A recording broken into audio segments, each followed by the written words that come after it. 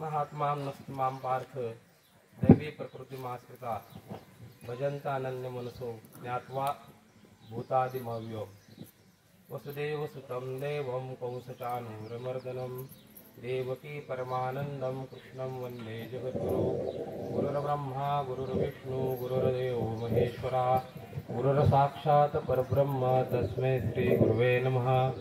महायोगपीठे तटे भीमरथ्या वरं पुण्डलीकाय दातुन्मुनीन्द्रे समागत्य तिष्ठन्तमानन्दकन्दं परब्रह्मलिङ्गं भजे पाण्डुरङ्गं। सद्गुरुनाथ भगवान की जय। सदाशिवसमारम्भा शङ्कराचार्यमध्यमाम् अस्मदाचार्यपर्यन्तं वन्दे गुरुपरम्परा। शिवो हंससमारम्भा दत्तात्रेयं मध्यमाम् अस्मद्बापूजीपर्यन्तं वन्दे गुरुपरम्परा। सद्गुरुनाथ भगवान की जय। महात्मां नस्तमां पार्थ दैवी प्रकृतिमाश्रिता भजन्ते अनन्य मनसो ज्ञात्वा भूतादिमव्ययम्। तू पार्थ दैवी प्रकृती आश्रितः महात्मान मा अव्ययम भूतादि ज्ञात्वा अनन्य मनसा भजन्ति। हे अर्जुना, दैवी प्रकृतीचा आश्रय केलेले महात्मे मला नित्य भूतांचे कारण जाणून अनन्य चित्त होऊन मला भासतात।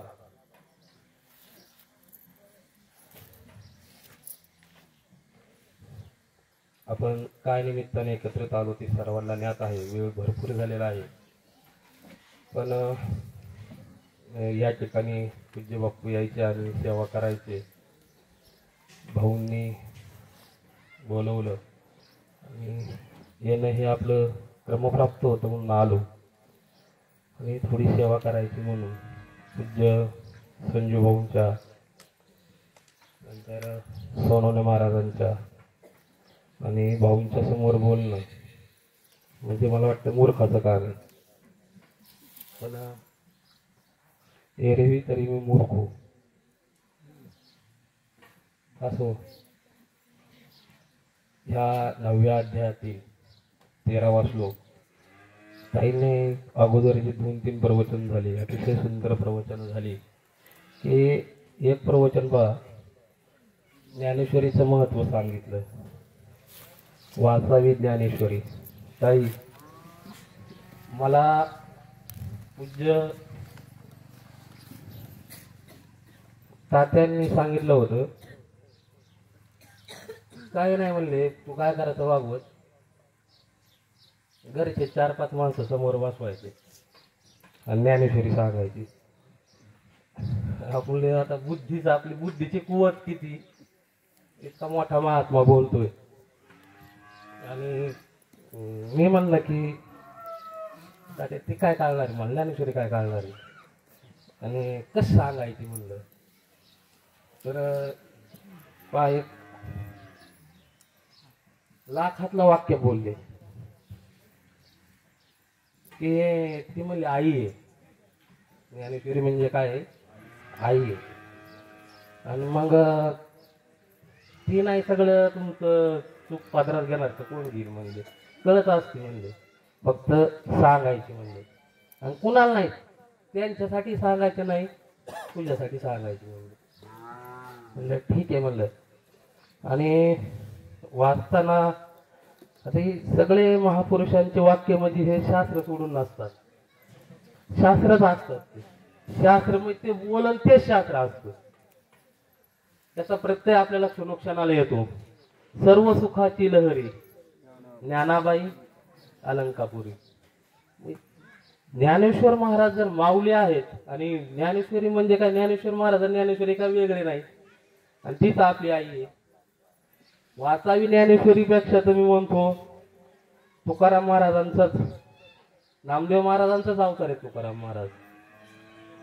श्रेष्ठ ज्ञानदेवी आणि एकतरी ओवी अनुभवावी, वाचण्यापेक्षा अनुभवणी फार गरजेचं आहे।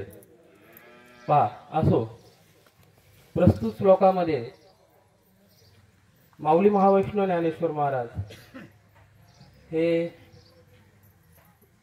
दैवी संपत्तीचा आश्रय करणारे जे महात्मे आहेत त्यांची प्रशंसा करतात.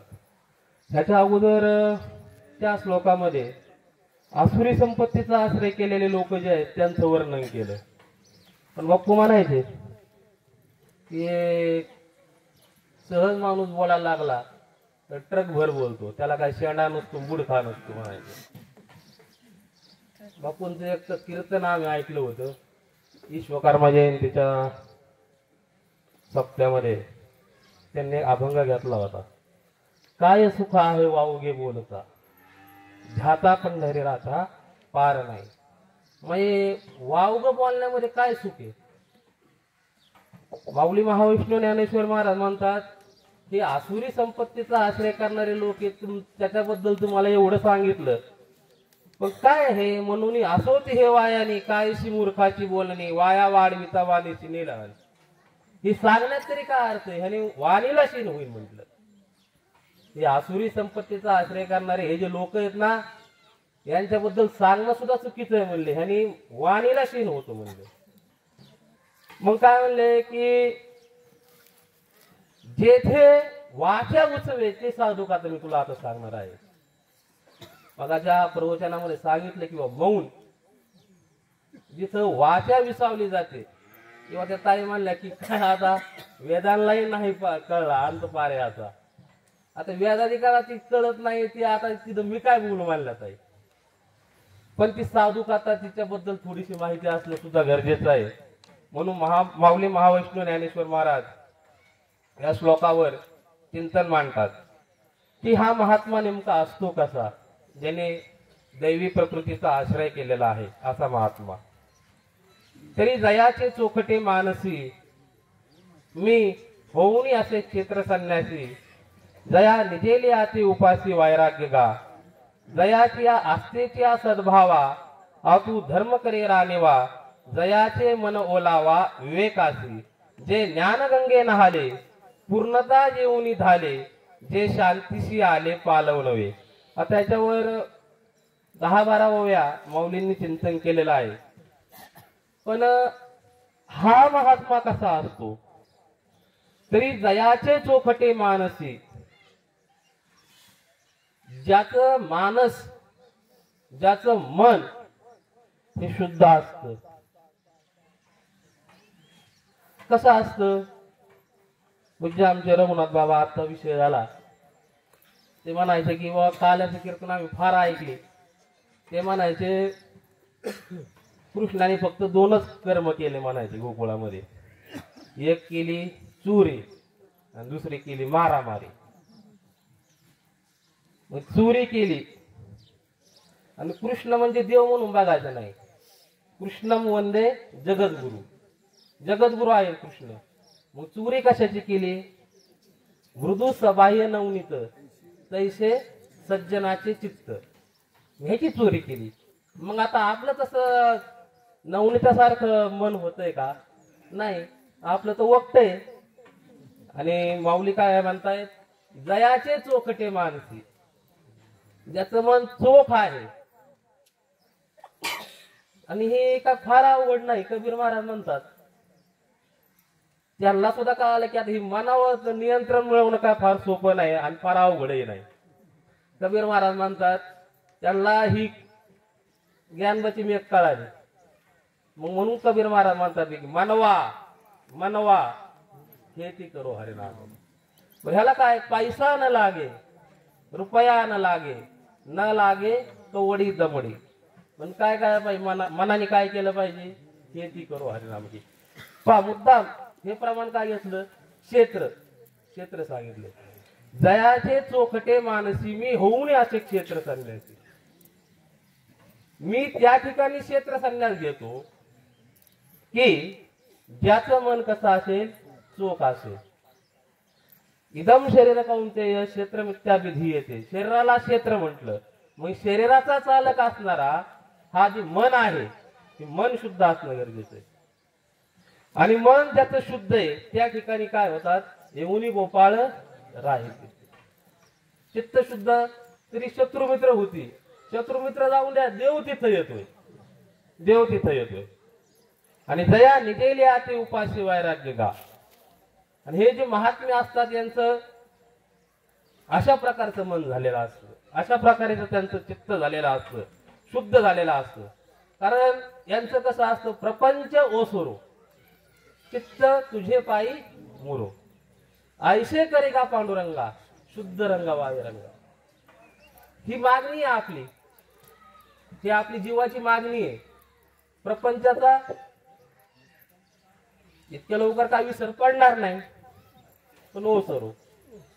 पूज्य नाना म्हणायचे, बाबा म्हणायचे खोट्यात खरं मिसळायचं आणि खरंच वागायचं, खोट्यात खरं मिसळायचं.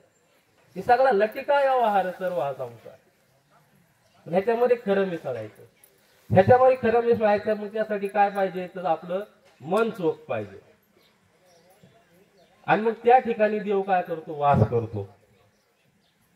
आणि फक्त हे शुद्ध मन असलं की मग काय होतं, मग त्याला वैराग्य सुद्धा प्राप्त होतं.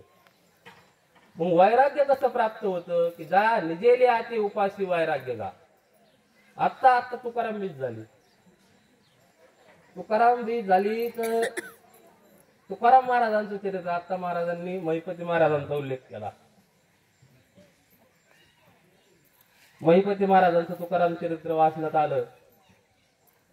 पूर्ण तुकाराम महाराजांच्या चरित्रामध्ये महिपती महाराजांनी तुकाराम महाराजांबद्दल जे काय वर्णन केलं,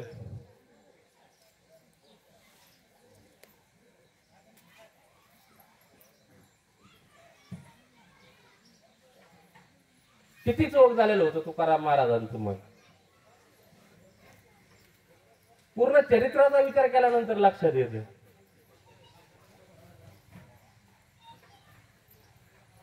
त्या महादूस ना मोठा मुलगा, त्याला जो मुतखडा झाला होता तो ओरडत होता.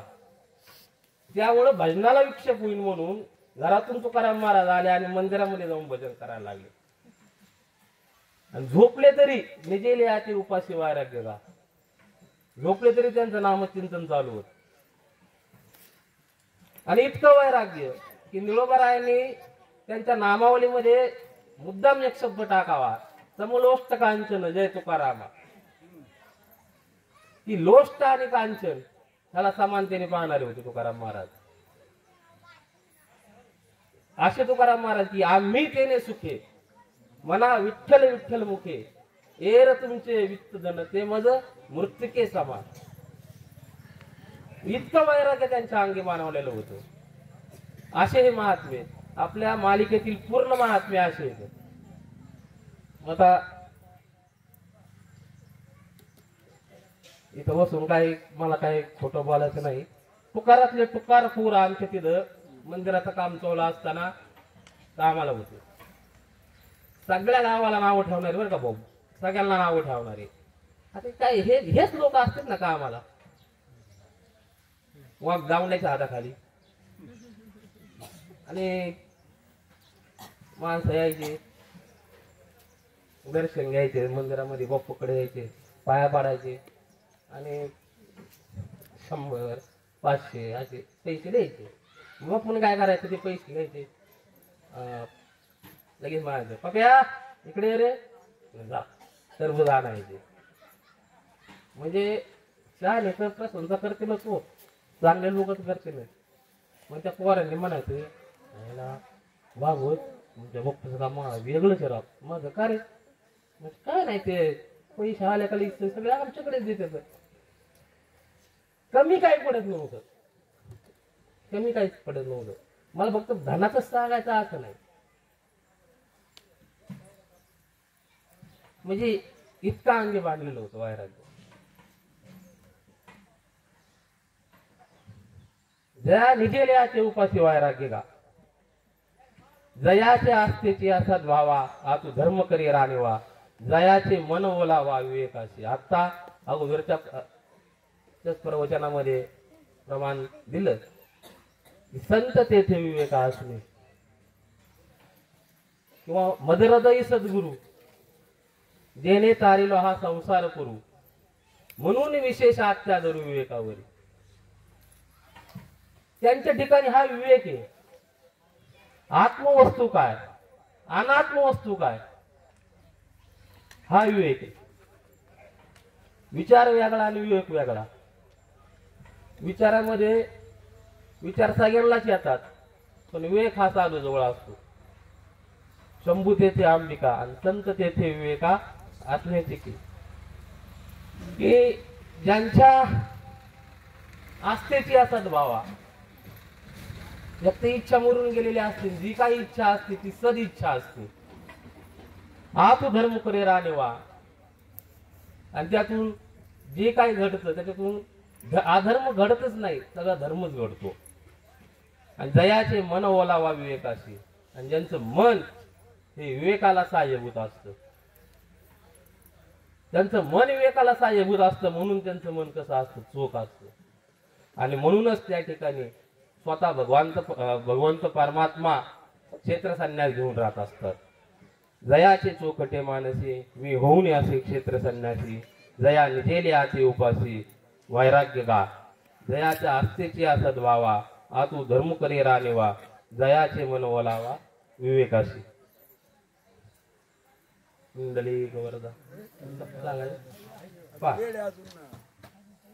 हे महात्मे कसे असतात ह्याबद्दल परत माऊली महावैष्णव ज्ञानेश्वर महाराज सांगतात की जे ज्ञानगंगे नहाले, पूर्णता जेवून झाले, जे शांतीशी आले पालव नव्हे. साधूची संपत्ती दोनच आहे, दया आणि शांती ही साधूची संपत्ती. हा, आणि सगळे योग भ्रष्टच आहेत. जे ज्ञानगंगे नहाले, अज्ञानाला जिथं थाराच नाही. पहा, माऊलींचं एक सुंदर अभंग आहे, त्याच्यामध्ये आपली साधना सुद्धा दिलेली आहे.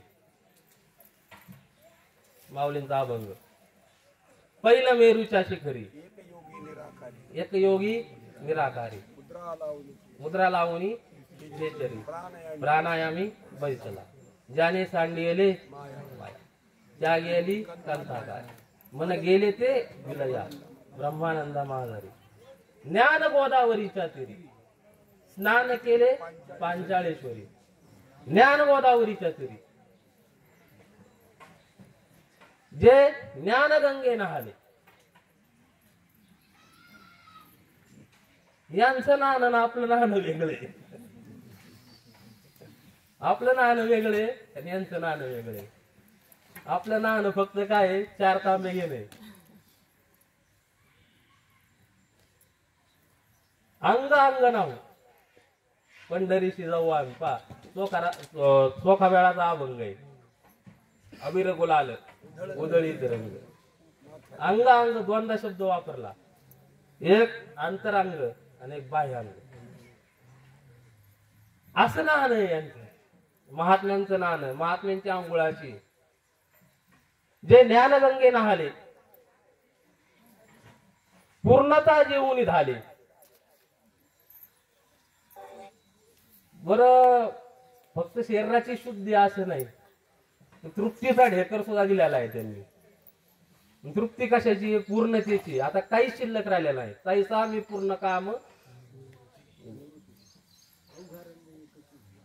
रंगी रंगला श्रीरंग. पहा, म्हणजे पूर्णतेला प्राप्त झालेले आहेत आणि शांतीशी आले पालव नव्हे. असे हे जे महात्मे आहेत ते शांतीला नवीन पालवी फुटल्याप्रमाणे आहेत. तिथं गेल्यानंतर त्यांच्या फक्त शांतता असते, स्थिरता असते, चंचलता अजिबात नसते. हे महात्माचे लक्षण आहे. दैवी प्रकृतीचा आश्रय केले, दैवी संपत्तीचा आश्रय केलेल्या महात्म्यांचे हे लक्षण आहे. जे परिणामा निघाले कोंब, जे धैर्य मंडपाचे स्तंभ, जे आनंद समुद्री कुंभ, चुबकळूनी भरले. तसेच ज्यांचे शरीर जणू काय ब्रह्माचे कुंभच आहेत आणि धैर्यरूप मंडपाचे खांब आहेत, त्याचप्रमाणे ते आनंद समुद्रात बुडवून काढलेल्या कुंभाप्रमाणे ओतप्रोत भरलेले आहेत. कशी आहेत हे महात्मे? पूर्ण विषयी विसर पडला, अंगी ब्रह्मरस ठासावला. मग कसा ठासावला हा ब्रह्मरस? पहा, माऊलींनी या ठिकाणी मुद्दाम हा दृष्टांत दिला की जे आनंद समुद्री कुंभ चिपळून भरले. कुंभ वापरलाय शब्द. कुंभ म्हणजे मातीचं भांड. आता ते पाण्यामध्ये बुडवलं, समुद्रामध्ये समजा व्यापक रूपे समुद्रामध्ये बुडवलं आणि वर काढलं. त्या भांड्याच्या बाहेरून काय आहे? पाणी. आतमध्ये काय आहे? पाणी. आणि मध्ये सुद्धा काय आहे? पाणी. इतकं ते तन्मय झालेलं आहे, इतकेच तद्रूप झालेले आहे. अरे यांचं चिंतन करताना राज सांगितलंय, इथं आल्यानंतर मला तो सारखा नाही का तोच श्लोक आठवायचा. मत चित्ता मदगत प्राणा बोधयंत परत परत तुष्यंती आणि रमंती. इथं जे रममान होणार आहे, इथं जे संतोष प्राप्त ज्यांना झालाय, काय चाललंय, काय दुसरा काय विषय का? मत चित्ता मदगत प्राणा. माझ्याविषयीच बोलते, माझ्याविषयीच काय चाललंय? बोध चालला. असं त्यांचं स्थिती झालेली असते की जे आनंद समुद्री कुंभ चुपकळून भरिले, जे परिणामा निघाले कुंभ. की परिणाम म्हणजे आता या ठिकाणी ब्रह्मा या अर्थाने हा शब्द घेतलाय की जणू काय ब्रह्माचे कुंभच आहेत. ब्रह्माचे कुंभ आहेत म्हणजे काय? ब्रह्मस्वरूपच सगळ्याला दाखवणार आहेत ते. फक्त अंकुर फुटलाय आणि ह्याला सगळ्या फांद्या सुद्धा कशाच्या फुटणार आता? ब्रह्माच्या. जे परिणामा निघाले कुंभ, जे धैर्य मंडपाचे स्तंभ आणि धैर्यरूप मंडपाचे ते खांब आहेत. बुद्धी धैर्य होय वसोटा.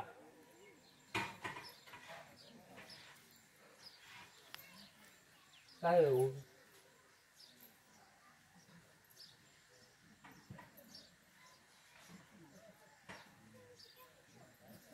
असे बुद्धीला धैर्याचा वसोटा पाहिजे. आश्रय कशाचा पाहिजे? बुद्धीला धैर्याचा पाहिजे. ही सगळी काय संगती आहे. जयाचे मन ओलावा विवेकाशी. विवेक जिथे तिथं बुद्धी आली आणि त्या ठिकाणी धीर असणं गरजेचं आहे. म्हणून ते धैर्य मंडपाचे खांबे, त्यांच्या ठिकाणी धीर आहे. धीराचा आश्रय आहे त्या बुद्धीच्या ठिकाणी. म्हणून त्या ठिकाणी आत्मा आणि अनात्म वस्तूचा विवेक आहे. आणि म्हणून असे हे महात्मे, त्यांचं मन शुद्ध आहे आणि म्हणून त्या ठिकाणी स्वतः भगवान परमात्मा काय करतोय? वास करतोय. जे धैर्य मंडपाचे स्तंभ, जे आनंद समुद्री कुंभ चुपकळून भरिले, या भक्तीची येतुली प्राप्ती. जे कैवल्याचे पर्वते सर म्हणती, जयाचे लिले माझी नीती जी आली दिसे. आणि ज्यांना भक्तीची इतकी प्राप्ती झाली आहे की ते मोक्षाला सुद्धा काय म्हणतात? सर म्हणतात. माझ सर म्हणतात. मोक्ष सुद्धा नको आम्हाला. मोक्ष पण तुच्छ केलं. मोक्षाला सुद्धा काय म्हणतात? बाजूला सर. कारण आता यांचा विषय काय राहिला? फक्त हेच करायचं, दुसरं काहीच नाही. मला मोक्ष कळत नाही, काहीच कळत नाही, काहीच कळत नाही. फक्त मला काय कळतं? की भक्ती करणं कळतं. कारण महात्मा त्याच्या महिमेमध्ये असतो, त्याला कशाचं काय घेणं देणं नसतं. काय चाललंय, कोण काय करतंय, काय घेणं देणं नसतं. आमच्या मंदिरावर बक्कू म्हणायचे, इथे येणारे लोक आहेत ना, लय गमतीचे आहेत म्हणायचे. आता ते आता लोकांना वाटत असेल बरं का, हे पोरं म्हणजे काय, कुठंच यांचं लक्ष नव्हतं, काय नव्हतं. आणि सगळे गाला कोण होतं? बक्कू. म्हणजे आम्हीच होतोच ना. मग संध्याकाळी विषय व्हायचा, म्हणायचे लय लोक गमतीचे. गुरुवारी तर राग लागायचे. म्हणायचे काय नाही, सगळे संसारातली समस्या घेऊन येते. कुणाला वाटतंय का म्हणले? हा, कुणाला वाटतंय का ह्याच्याविषयी काय आहे का कुणाला कळवाला? प्रमाणांतर लय भारी म्हणते. बप्पूचे शब्द आहेत ना, मी नाही म्हणत. हा, बप्पूचे शब्द आहेत. प्रमाणात लय भारी म्हणते. काय मी उद्धार पावय. हा, आपण फक्त गप्प ऐकायचं. आपण काय बोलायचं नाही, काय नाही, ऐकायचं. पण ते ऐकलेलं असं का आम्हाला येते इथं सांगायला. काय काय आपण त्यावेळेस कळत नव्हतं ना काय काय. मग हे जे लोक यायचे हे लोक आपली आपली आपली समस्या घेऊन यायचे आणि मग आल्यानंतर मग प्रत्येकाचं दुखणं वेगळंच असायचं. मी काही म्हणायचं आता मी का सांगत होतो ही त्या भक्तीची तुले प्राप्ती जे कैवल्याचे पूर्वते सर म्हणते जयांचे लिहिले माझी नीती जी आली दिसे. पा की मोक्षाला सुद्धा मागे सर म्हणतात व ज्यांच्या सहज लिलेमध्ये नीती जन्म घेत असते. महात्म्यांचं सहज असतं. महात्म्या पुरुषाचं कोणताही महात्मा घ्या सहज बोलला ना तसं होत असतं. सगळे सहज म्हणजेच लीला. ज्याचं सहज वागणं जे ती म्हणजेच काय असते लीला असते. आणि त्या लीलेमधून काय होत असते ते नीती जन्म घेत असते. तिथं आणि ती नसते. धर्म सुद्धा काय करतोय धर्माला सुद्धा तिथं खतपाणी मिळतंय आणि नीतीला सुद्धा काय होतंय नीती सुद्धा त्या ठिकाणी काय करते तर जगलेली असते. जे आगवांची करेनी लेली शांतीची लेणी दयाचे चित्त गौसनी व्यापका मज. आणि ज्यांनी आपल्या सर्व अवयवात शांतीरूप अलंकार घातलेले आहेत आणि आपल्या चित्ताची सर्व व्यापकता करून मला गवसने केलेले आहे. म्हणजे चित्त त्यांचं शुद्ध कसं झालंय आणि त्या चित्त शुद्ध झाल्याने त्यांना काय प्राप्त झालंय हे पूर्ण इथपर्यंतच्या वयामध्ये सांगितलंय की जे आगवांची करेनी हे महात्मे जे काही करतात लेईले शांतीची लेणी आणि दयाचे चित्त गौसने व्यापकामत. आणि त्यांच्या चित्ताने ते काय करतात मला प्राप्त करतात.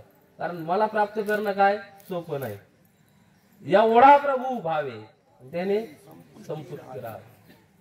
मी सगळा इतका मोठा आहे. किती मोठा आहे सत्य ज्ञान अनंत गगनाचे प्रावरण किंवा रंग नाही रूप नाही नाही वर्ण छाया निराकार निर्गुण तू चिरउराया असा असणारा परमात्मा पण तो त्याला मी गवसणी करतो. व्यापक असणारा परमात्मा कोण हे महात्मे आईसे जे महानुभाव दैवी प्रकृतीचे दैव जे जाणून या सर्व स्वरूप माझे. अशा प्रकारे मला जाणून ते काय करत असतात माझी सेवा करतात. मग हे कसं जाणतात ते जाणून या सर्व सर्व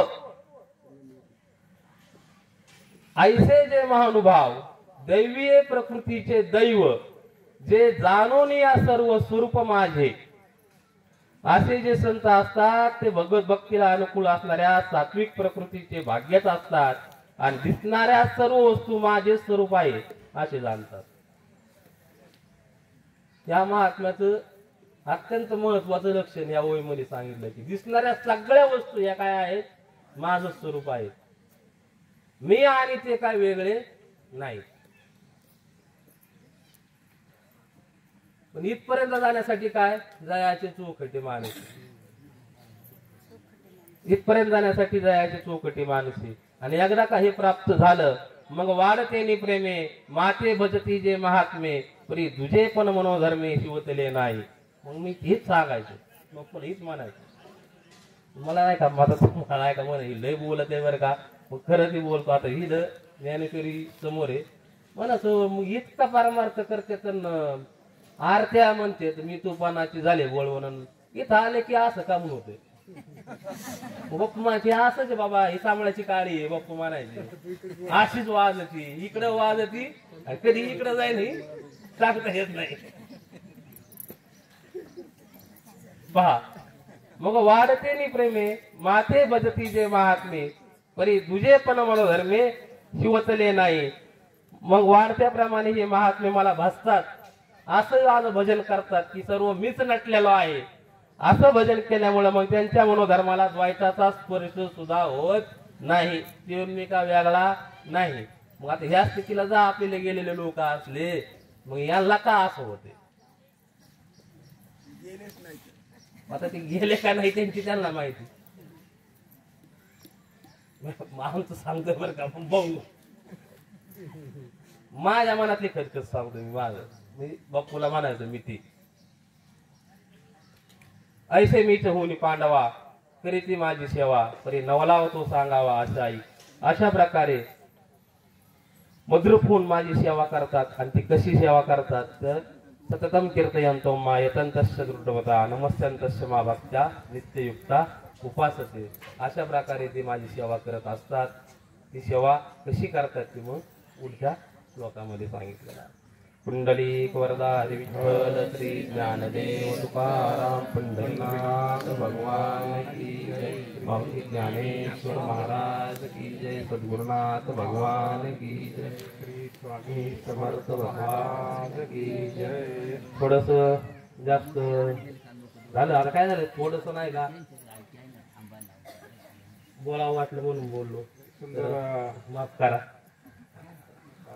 परंपरा जशीच्या तशी चालली.